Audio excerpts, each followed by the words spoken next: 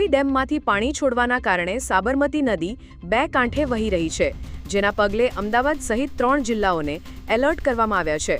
વાસણા બેરેજના 25 દરવાજા ખોલી દેવામાં આવ્યા છે અને ખેડા જિલ્લાના નીચાણવાળા ગામોને સાવચેત કરવામાં આવ્યા છે। સન સરોવરમાંથી સાબરમતીમાં 60,000 ક્યુસેકથી વધુ પાણીની આવક થતાં સુભાષ બ્રિજ પાસે રિવરફ્રન્ટ પરથી પણ પાણી વહેતા જોવા મળ્યા છે।